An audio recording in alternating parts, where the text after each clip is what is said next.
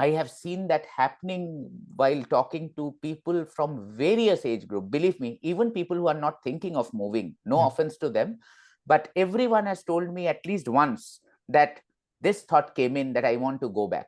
There are objective reasons for which they couldn't, and there are some people who are in my boat now, who are thinking of relocating or already relocated.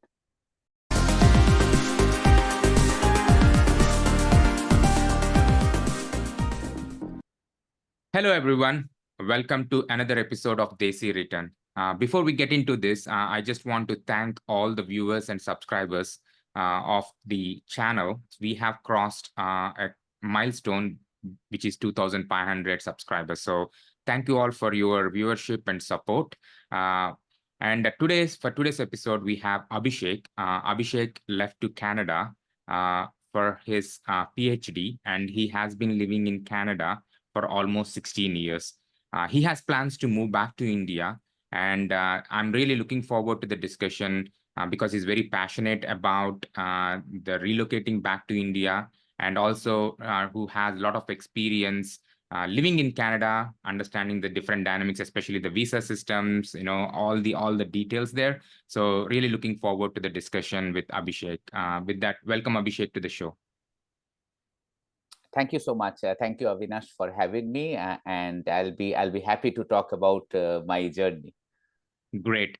So let's start with a bit about your background. What made you to move to Canada, and how was the life in Canada, for 16 years, and why this thought about moving back to India started, and what's your plan along those lines?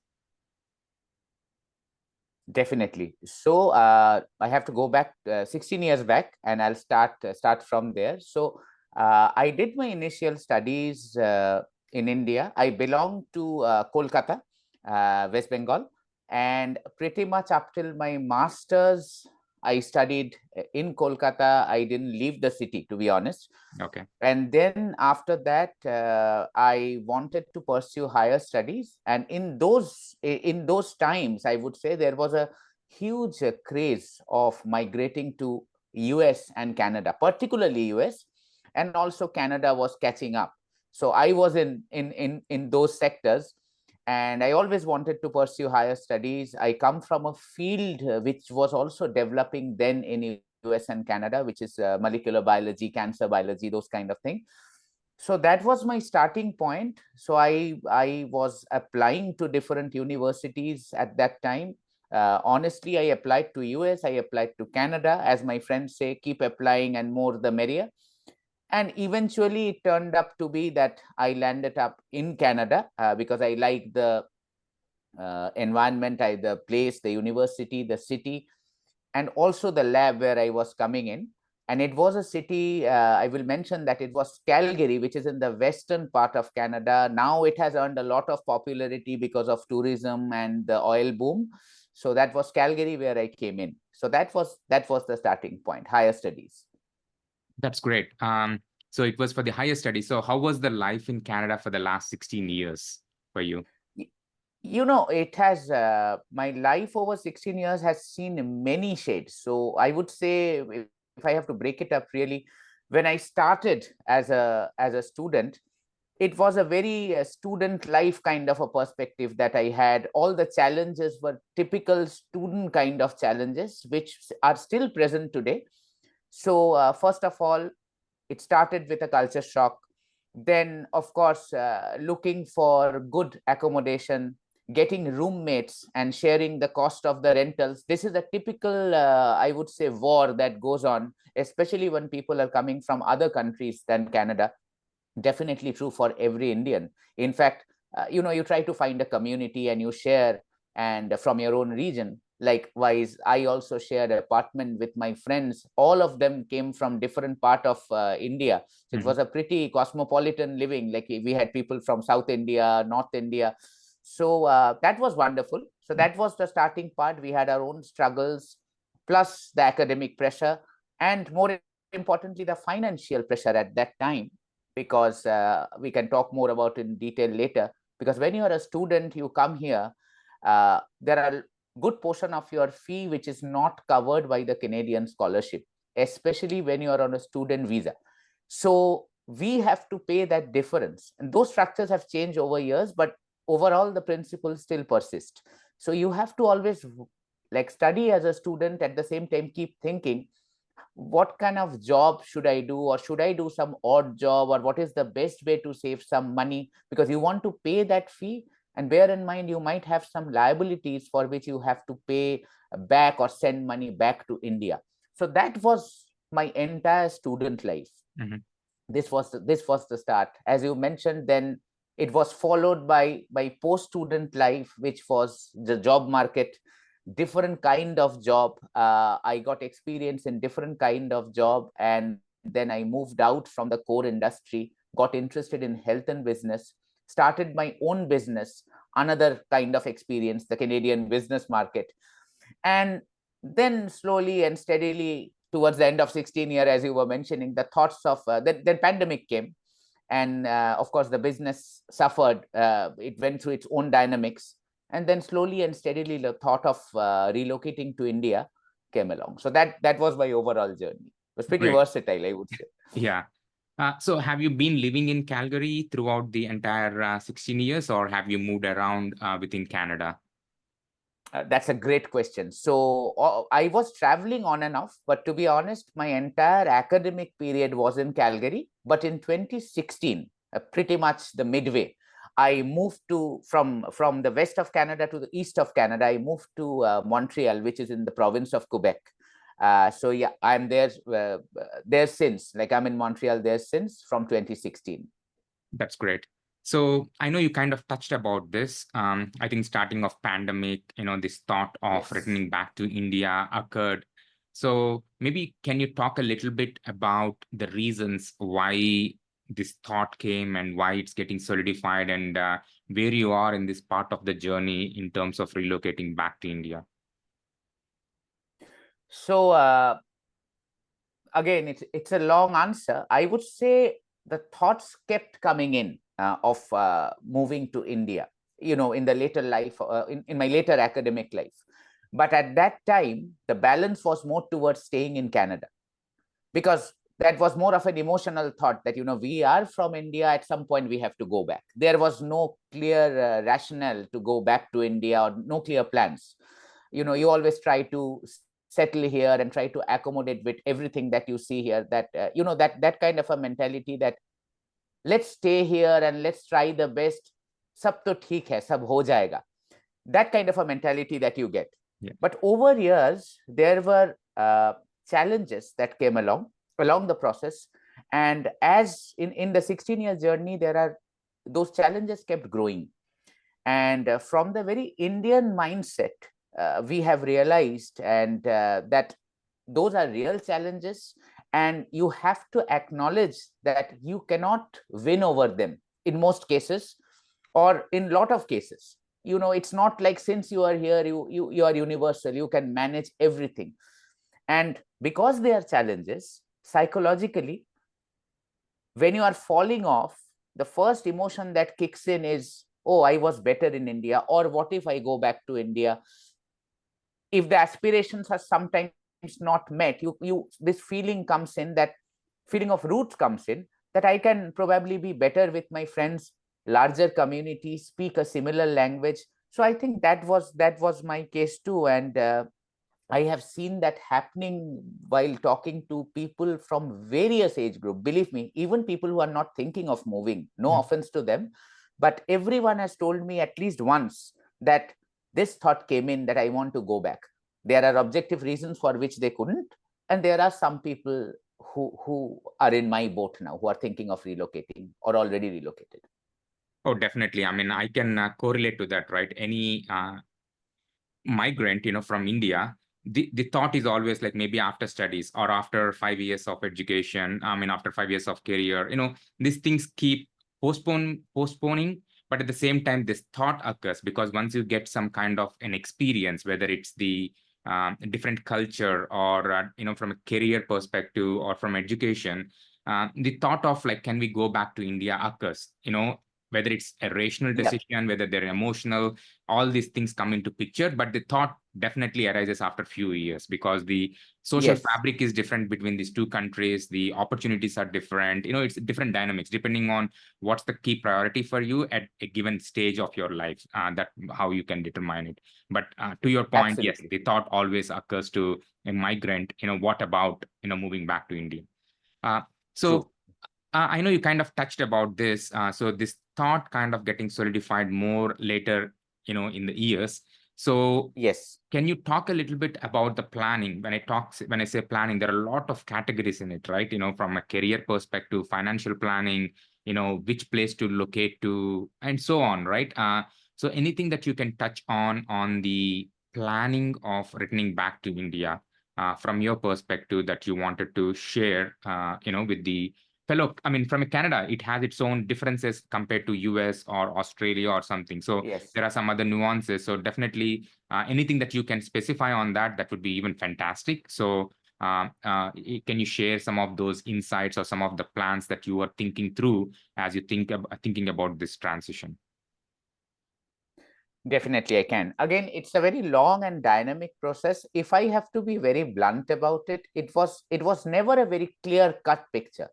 But I'll tell you, the day I decided, I spoke to my wife. I'll talk about those points more clearly, how that psychology developed. That decision-making process was very quick. Hmm. But the overall development was somewhere having within us. We never talked about it, but somewhere we were thinking in the same line. And I'll tell you what factors actually led to this decision. I think that's the question you are Question. asking. As I was growing in Canada, Canada was also growing, and so is India. And I have to admit today very openly that the India that I left in 2008 and the India that I am foreseeing today, where I will be in few months, they are very different India. I would say from a positive standpoint, India has become more divergent, more accepting. Economy has opened up.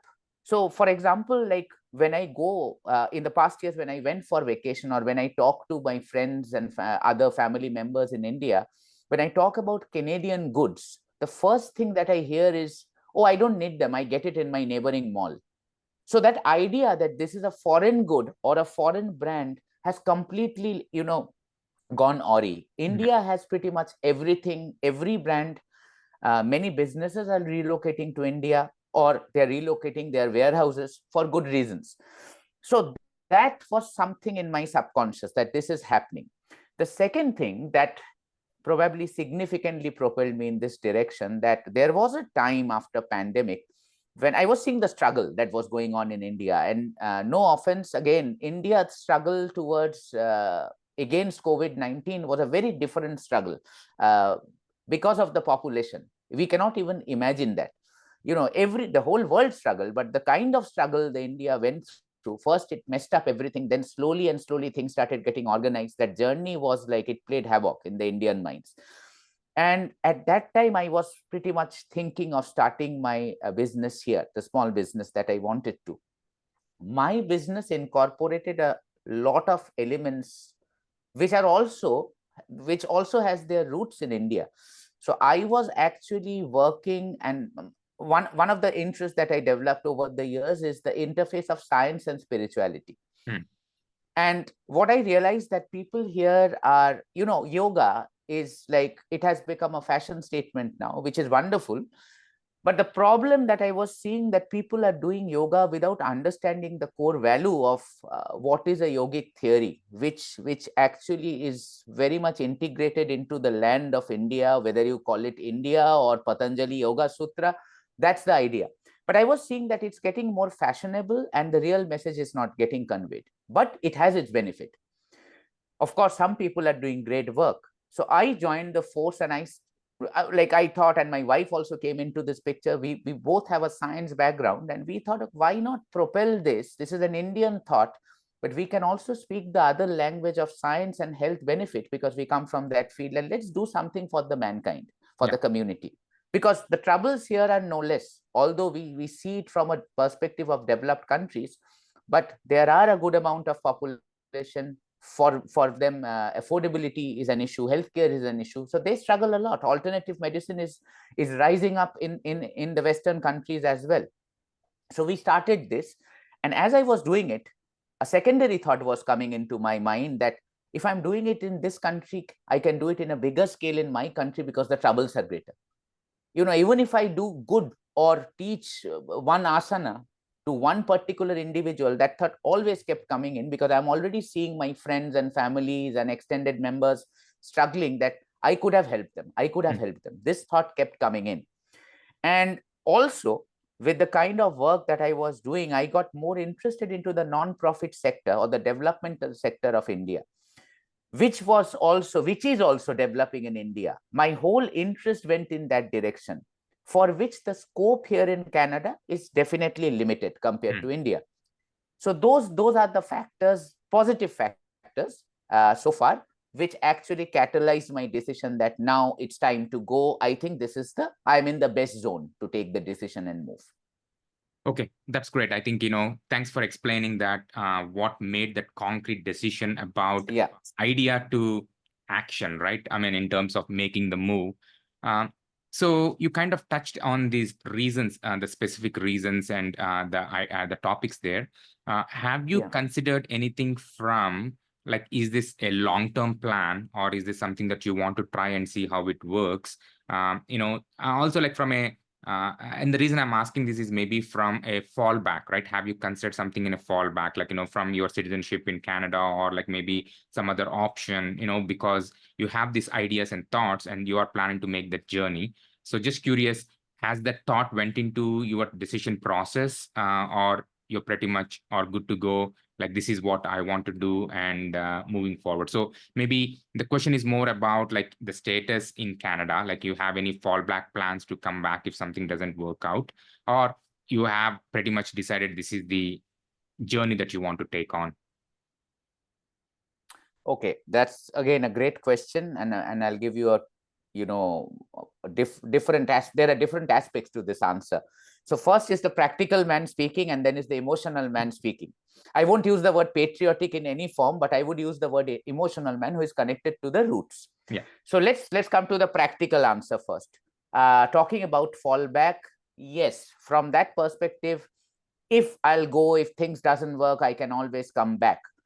The way I have thought about the process, and from my experience, this is a message I would like to share with everyone who is watching this, that rather than, we always think of taking an action and falling back, it's like an elastic phenomenon. I would say, rather than thinking in that manner, if you are a beholder of an international, or rather, if you belong to a country, if you're a citizen of a country which gives you a stronger passport, as we say, or whatever, it's better to think in a more divergent way, that I'll go to India. If thing doesn't work, I'll go somewhere. Yeah.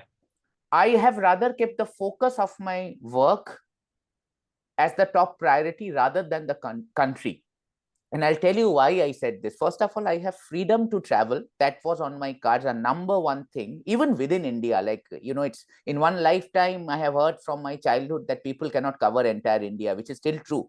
If I can manage to see 40% of the subcontinent, I am done with this life. So that's my core ambition.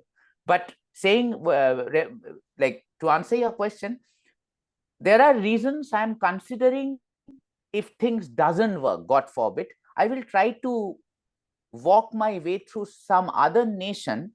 I'm not very keen to say that, my mindset is not like I'll come back to Canada and do it. Of course, Canada is added to my baggage. I will have my friends and network here. We can do collaborative thing. But my ideology, and depending on the economic market of Canada now, I cannot say that in 10 years, 15 years, I can come back, because I'll land up in a similar kind of a soup based on the inflation, and I'll mention those points separately.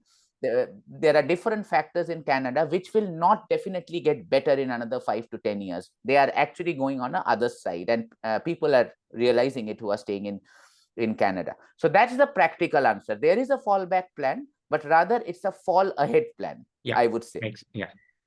And second thing is the emotional person speaking now, who is connected to the roots, which is, see, for first of all, in this 15 years, 16 years journey, I have realized that uh, definitely I have missed the happy social part of India. We all do, as NRIs, as people called. But I have attended more phone calls of people dying, passing away in India, relatives, older people, than the happy occasions. So I belong to a family where, like people are way older than me. I have a sister and I'm much younger. So I am the last person pretty much. That's why I'm hearing all sorts of news. I lost my father in this day in Canada back in 2010.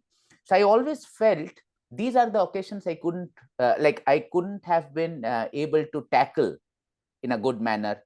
I was not been able to handle them in person with the fullest capacity, rather than if I could have been in Kolkata or in India, things would have been different. This thought always perpetuated that I could have helped people in difficult times. And before after pandemic in 2019, around that time, I was struggling on a separate line with my own health. And I'll tell you something very, very funny. I will say funny because I don't think a lot of people I have met have I haven't found much people who have similar experiences. Probably they will. We will. The audience will tell that. Yeah. I was going through a lot of, the post-COVID depression kind of a phase. That was I was making a new decision in that process. It was the transition, that dead zone from where you start rising up. So I was going through a depressive phase, despite starting the business and everything. A lot of health hazards were coming in. Those are the kind of things. And I fell ill, to be honest. I also developed diseases. I also developed pre-diabetes in that phase. So one thing I was trying to do, I was trying to get everything from the Canadian healthcare. I was getting good amount of care, but I felt at some point that I am becoming a puppet. I am becoming a subject to experimentation and guesswork medical science. Being a person from a scientific background, and we had that thought that way back in 80s in India, some doctors used to do that and we will avoid them. But when I saw a similar thing is happening in a so-called developed country, I was taken aback. And then I'll address the healthcare part separately, but then I came across I was blessed to came across some wonderful people, and all of them were from India, who were parallelly helping me, whether I talk about my my dietitian or whoever it is. And they educated me in the whole process while I was having all my Canadian medical healthcare going on. And what the one conversation I would like to bring up, that I got to know from my dietitian, that I was not getting cured by the kind of food that I was having here. Although I changed my diet, it was still healthy. She mentioned something that your genes are Indian. You are more attuned to a desi vegetable or a sabji than a pound of broccoli. You can still have it, but we are not tuned to having avocado or broccoli for days after days after days, because our genetics want some of the Indian stuff. Give something Indian to your body. When I started doing it, within few weeks or so, I started losing weight. I started developing a better system. All my medical dependence thankfully become 0%. No more dependence on medicine. And the doctors, I was also seeing the doctor here, and they were like, wow, you're doing something incredible. You're cured. We don't know what to do. But I knew at that point, it was actually an expansion of consciousness, I would say, that, there is some magic lies out there, which I couldn't find in a so-called more materially patterned country, which is more developed technically. So my whole understanding of what is developed and what is not developed went completely, it went to a different direction than what it was 16 years ago. Yeah. That is a big push that told me that, I have to, for myself also, I have to go to India. My own health and well-being is very much suited for the Indian country. Of course, there is Indian summer and everything, no doubt. But my genetics is more suited for that. And I think I am not doing good. I cannot treat it badly in the extremes of winter and so on. This is completely based on what I am today, based on my age today. So this is a realization that came in. Oh, yeah, that's a factor also that played a part. No, thanks for sharing that. I think, thanks for being open and be bold to share some of the things that you've gone through and how you came out of it. And congratulations, that you're able to address these like without taking the medication with zero medication. That's awesome. And thanks for sharing that story. Thank you. Uh, Thank you so much. So I know you mentioned maybe we can touch about this financial aspects, right? I think in the last 16 years, you have seen the changes in Canada as well as in India. You kind of touch a little bit. Maybe you can share some of the insights from your experience about on the financial side in Canada, like, the inflation, the things that you talked about, how you see the future, and also any planning that you're doing as a part of the relocation, like the pension funds that you might already have, like some of the assets that you have. What's your thought process in terms of handling on those logistics as a part of the relocation, if you're open to share that? Certainly, certainly, I would like to. So from the financial perspective, the main thing that I saw in these years in Canada is inflation. So, when I was staying here, there was a point when I was thinking of buying a house, a very, very logical kind of thinking that comes in at one point. But as we progressed, we realized that in the past few years, the housing cost skyrocketed. So that's a very big thing in Canada right now. If you look at the news, that's the topmost thing that's one of the major drivers of reverse migration, I should say, inflation and the housing prices. Not just buying a house, it's also the renting market. That is also being badly affected by inflation. That's why Canada, the current government is giving a lot of push to low rental houses, which are not the best houses though, but again, it will sustain some sort of a family. A lot of immigrant family likes to take refuge in such houses which is coming up, but again, they are not the best form of houses in terms of hygiene or location. Life is hard. Yeah. So that's a reality that I have seen, that again, buying a house is difficult. And I have been to many groups here where I have seen people who are second, third, fourth generation Canadian. They are also thinking of moving out of the country. I have many friends who are like, I cannot really maintain the asset that my grandfather has left. We have seen this kind of a scenario in India. We see this often. But this is a situation here too. They are selling off their huge property. They are making up the money. They are taking the money, and they are moving to a different country where they can probably have less fixed assets and have a more free floating life. Yeah. That trend is coming in big time. So that's one of my factors, I think, to address the inflation part. The second thing I would mention is the healthcare. It sounds ironical when we talk about healthcare compared to US. Canada has a much better healthcare, way better healthcare. But there is a catch to it. And again, I have seen this, experienced this, and still experiencing this, I would say. When we say free healthcare, what people don't realize when they come here first time as a student, it covers a big spectrum of your health, no doubt about it. Not much of dental health. Dental is very expensive here, but other part of the health. Yeah. Also not much of your medications. Most of the time, your doctor visits are all free and medication is only partially covered. The truth is, you have to buy an insurance. Whether if you're a student, you will get it from the university, or if you're working in a company, the company will provide you. It will actually offset some cost, but still the costs are high. Yeah.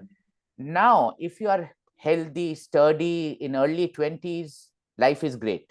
The moment you get into a chronic disease or a complicated healthcare system, or a complicated disease manifests in you, then things radically change.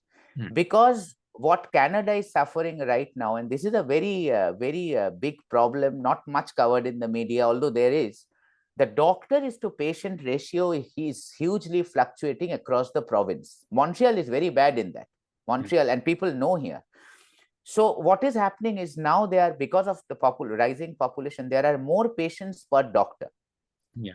So, if here the system is, in India, if I have a headache, I can run down to or go across the street and meet my uncle who is a doctor and tell him, okay, give me some pills. I'm having a headache. He will give you a dispirin.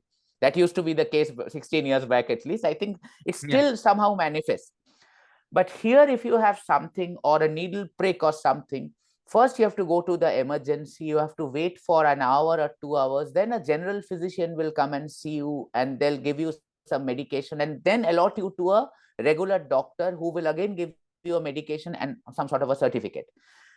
If you have a family doctor, which takes some time after you come to Canada, you have to, then you can directly go to the family doctor. But again, it's subject to appointment. You cannot just call them and say, I'm coming at 6 p.m. today. Yeah. There is no system like that. But the third thing is when the disease, you are assigned a specialist here when you have some complicated disease. When I say complicated, I mean diabetes, cardiovascular, heart disease, cancer, psychological issues, cognitive diseases. Then you are assigned a specialist by the family doctor. In India, again, we can walk into a cardiologist and say, I want to do an echo. But here you cannot. You have to go through a general physician and they have to refer you. Yeah. So that's a time-taking process. You can keep adding the time factor here in my story. Sure. Then you go to a specialist. Then there is a new kind of wait. Specialist is also seeing many patients. I'm not the only patient. And they will make you wait there. I have seen a lot of people, even now, starting from COVID, they're cancer patients, but they are waiting to get their chemotherapy. Wow. And imagine for a cancer patients, if you are expecting a chemotherapy in August, sometimes the doctors will try to internally channelize it, and if they cannot do it, even the doctor knows you need a chemo radiation in August, but you are lined up, you will get it in October. Now think of the cancer itself that is manifesting inside the patients. The person who is turning up in October is a completely different or a more devastated patient, I would say. That is a huge, huge, huge problem in the healthcare. That's scary. That is a part which is not addressed by the free healthcare part. So as long as you are fit and fine, the free healthcare is extremely suitable for you. The moment you go to the other side of the spectrum, also the medications, the more complicated they get, a lot of them are not covered in the free healthcare or in the regular insurance. I have taken such medications many years ago, which was not covered, and which I can give you an idea. These cost on an average in the medical market, the standard prices start from like $1,000 to $1,500 maybe per injection. It's a pre-filled injection, and these are strong medications. Insurance doesn't cover it because it's something very rare. And if you have a condition like this in your late student life or even student life, that is almost half, that is part of your scholarship, which you earn, probably your monthly salary. That's pretty much your monthly salary after tax or so. And if you are well covered student, I would say, if that entire money goes into buying a medication, then what do you have at the end?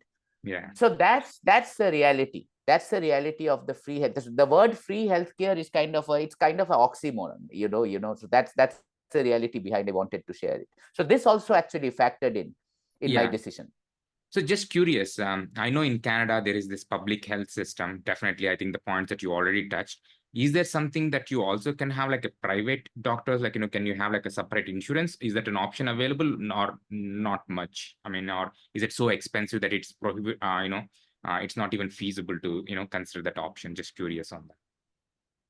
The private insurances, the private doctors, I'm not sure. I cannot tell you exactly about that answer. That's a not very popular practice, to be honest. I haven't heard much whether you can have it. I know that you always have to go through this queue if you have a family doctor, you can have a referral, but again, you will be treated as per the norms of the medical regulations. You cannot actually call the cards as a patient. So you are stuck in there.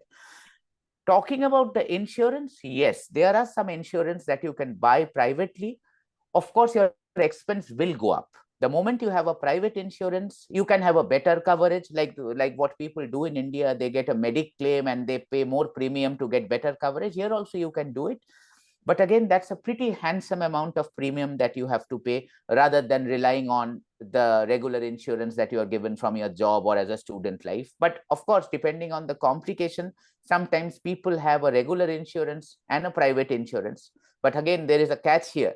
If you have both and you go to a medical store, they will validate which one covers both. You cannot actually reap the benefits of both. Sometimes they will say, oh, you have a private, so we will try to channelize all the medications to the private. You cannot get these things in the regular insurance that you are getting through a third party. So there are challenges and limitations to this. So you have to think very wisely before you get a private insurance and understand what is the coverage, what is it covering, Okay. or preconditions you are having. So yeah. No, thanks for sharing this. Some of the real challenges that people are going through in Canada, right? Whether it's the healthcare, like, the housing, these are some of those important things. At the end of the day, when you are leading a life, these are some basic needs that you expect, because, things are not the same. Like, you are not fit and healthy all the time. I mean, this is a very important True. for somebody to have like a good quality of life. Uh, Yes. so I know you have made the decision to return back to India, return to India. So Yeah. have you decided on which place you want to move to? Like, how did you go about it? Just curious. How did you selected the location of where you want to settle in India? That's a great question. From my initial mindset from many years ago, when I was not even considering the word returning back, I always thought of coming back to my Yeah. own hometown, which is Kolkata. And there is a practical reason for it. The practical reason is, in Kolkata, I have my roots, I have my friend circle, I have my social circle. More on that, I have my fixed assets. So I will have to take care of them, or rather, do something about it and then move ahead. Yeah. I cannot simply put the responsibility on someone and say, you manage, and I'm a Canadian returned person. I will be sitting on a throne. I cannot really do that. So I have to be responsible. So that's why I never tried to bypass Kolkata. Moreover, the kind of work and the mindset that I'm having now, the quest I'm having now, the kind of work I'll be doing, a lot of it focuses on on the geography, which is pretty much in and around Kolkata, or rather Bengal, starting with Bengal. Okay. But definitely, I do have plans to travel across India, north and south. But everything kind of, the epicenter is in Bengal, or particularly in Calcutta. So that's why I'm completely focused to go to Kolkata and then see what opens up again. Okay. Makes sense. Yeah. Cool. Is there any topic that we haven't covered? Anything that you want to bring up with our audience today? One thing I would definitely like to mention to the general audience, two things I would say. Yeah. The younger audience I'm particularly addressing, or even the older experienced audience. First of all, if you're in the middle age or you're a student aspiring to come to Canada, I would say definitely come to Canada, because the Western exposure is fantastic. You have wonderful academic institutions here, phenomenal scientists, and the liberal arts is very good, the engineering is very good, the STEM faculty do come here. So that's highly encouraging. But I would also ask them to be mindful of the limitations and what is covered and what is not covered. Just to give an example, this actually gives me a lot of pain for years now, and it's something I did not mention. So there is a glass ceiling when I talk about the education or the educational qualification.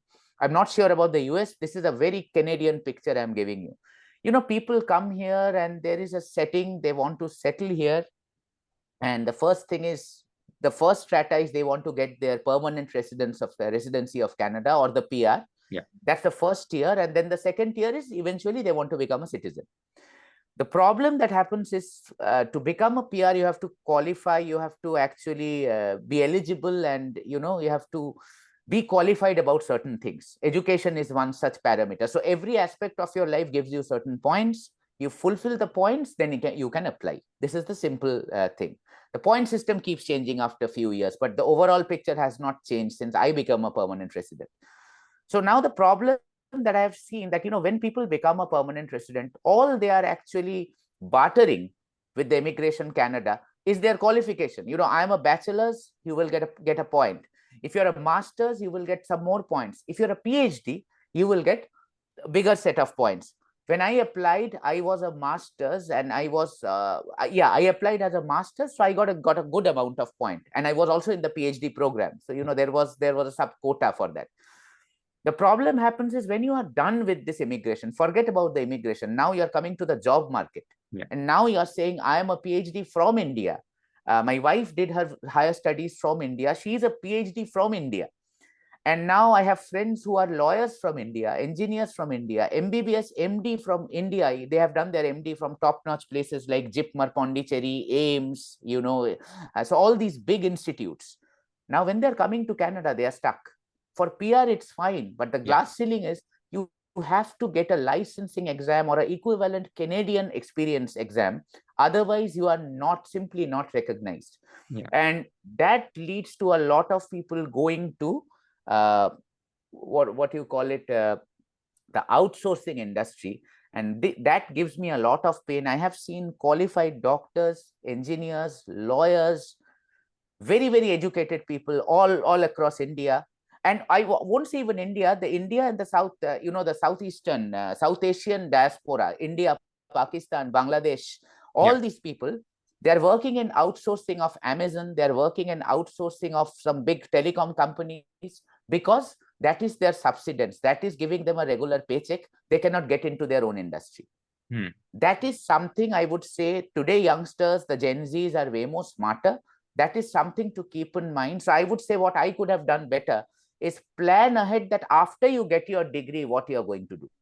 If you have a broader aspirations, if you want to take a chance, be mindful of this rather than simply having a linear mindset or a linear planning, because that might fail if people are not aware. And in most cases, people are not aware, because the first dream that gets fulfilled is I'm in Canada. Yeah. And the people are in the honeymoon phase for first few years, then they start realizing this, that the reality starts biting. Okay. That is something I would like to mention, the No, glass yeah. ceiling of education. No, thanks for sharing that. I think it's very important for people who are considering to move to think Yeah. not only the short term, but it's a little bit long term. Is this something that they would love to do? And it's so painful to see a qualified individuals not able to do the things that they are good at, and instead they have Yeah. to settle something which is not something that they love. Yeah. So any other input that you want to share for people who are considering or planning to do, return to India? Um, any advice or any input from your perspective? One advice that I would like to share is, again, first, the smaller advice will be, if you're coming to India, if it's a mindset that you have built up or anyone has that mindset, that's to be respected. That's a very good decision, and celebrate that and go to India and do something in India which makes you different also. Like, try to, whatever you have learned in a foreign country, from whichever country you are migrating, not just Canada, try to bring that exposure to India, because I think India will also boom from that aspect. Like, I have learned something in a country like Canada, I want to take that to India. This is, I think, will give a significant push to Indian economy. Despite the fact that India is rising now, I think India always, I would say India always perpetuated this thought. That reminds me of, uh, I cannot actually quote, give the exact quotation, but there is a saying where Swami Vivekananda has said that the real rise of the nation will happen if there is a merging of the East and the West. I still believe that, whatever we are learning outside, and elderly people have said that when we were young, we used to hear this a lot from our grandparents, that, learn there, get the exposure there, but when you are coming back, apply that thing and also mix it well with the Indian thing. Then life is beautiful. I think that's one of the advice I would give. And the second advice that I would share is, to answer your question on this decision making. I think you asked about the decision making part. Is this is not our own decision. Like, my decision of moving to India is not my own decision. It is also the decision of my family members. In this case, I'm talking about my wife. So anyone who is deciding on this, number one thing, be very clear about your decision that you want to move. Don't shy away from that. Don't think much about the society, what people will say. Trust your instincts. Talk to your family members first. If you are moving in a group, talk to everyone, even kids. Yes. Everyone should be on the same boat, because everyone are residing at the different parameter of a lifestyle, whether it's education or finance or job. And the second thing is, once everyone has decided, start preparing an exit plan. That is something, the day I started deciding of the move, I created a doc on my computer. I named it exit plan, where I actually put bullet points that these are the things I have to check off when I'm moving out of Canada. So have that. And the last thing is, it's a very happy decision. No one should try to predict future by 100%.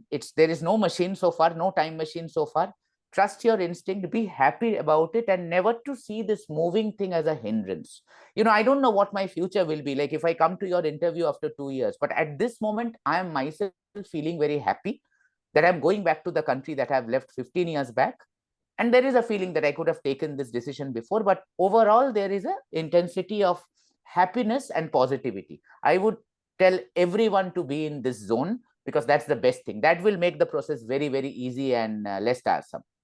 Yeah, I mean, I echo with you. I mean, I think this is a major decision, and this is a lot of people go through some anxiousness, but believe in your instincts, trust your instincts, and make a decision and act on it. So that's one aspect. And the second aspect that you mentioned, which I also want to underscore, especially people who lived in abroad, who has gained insights or experience, can definitely benefit, or, provide that kind of mentorship or provide that insights to the people who are in India as a businesses or ecosystem to grow. I mean, I think that's definitely, I believe in it. And that's something that a lot of value that can be added that helps as a community we can grow. So completely agree and echo with your thoughts on those 2 points. So with that, thank you very much, Abhishek, for taking the time and sharing your plans. A lot of insights in terms of how things are in Canada, how your idea has been evolved into an action, in terms of throughout your journey in Canada. A lot of valuable information. I really believe this would be very valuable to our audience. Once again, thank you very much for sharing your journey, the plans with us today. Thank you so much. Thank you so much, Avinash and Desi Return, I would say, for this wonderful opportunity. And it's always lovely to speak about not just Canada, of this idea of going back to country, because this is something I have never thought that I will be speaking about, even like 7-8 years before. So this is something really big I have manifested, I would say. Thank you so much, and namaste. Namaste. Have a great day. Thank you all for joining us on this insightful journey of Desi Return. If you enjoyed this episode and want to explore more stories and expert advice, make sure to subscribe and hit the notification bell.